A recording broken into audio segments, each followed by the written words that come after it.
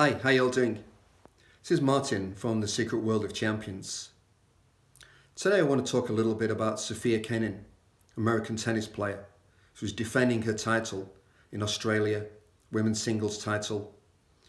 And yesterday she went out defending her title in the second round in straight sets.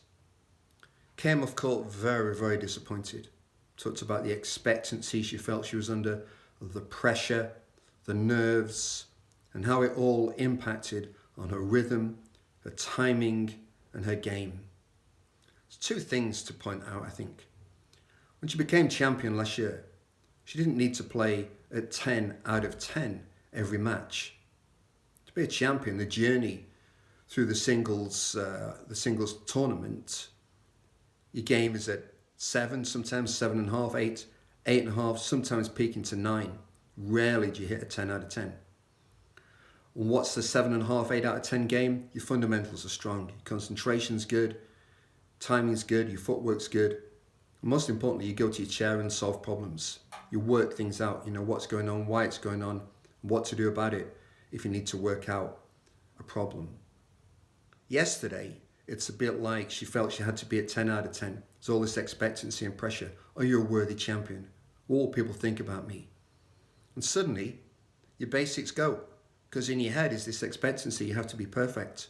Your feet get heavy, you're hitting the ball too hard because you think every shot has to be perfect, and your timing goes, and you go to your chair, your head is so full of stuff, you can't think straight, you can't solve problems, and you go back out on court for the next game no wiser than when you left to sit in your chair.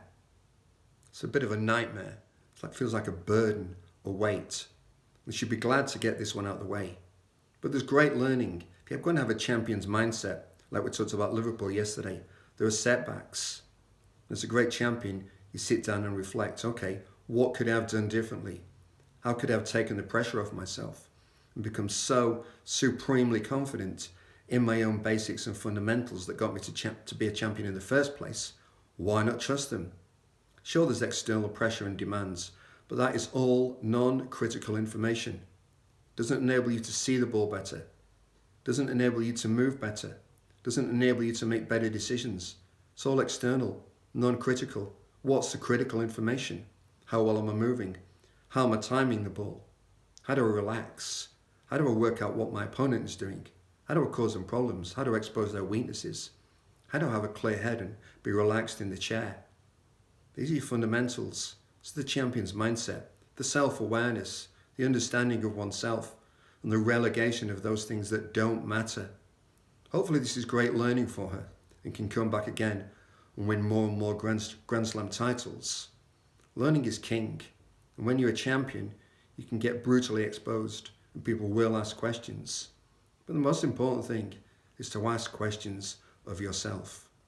Sure, be down, be disappointed, but be wise and smart, for the learning of this loss can stand her in great stead throughout the rest of her career.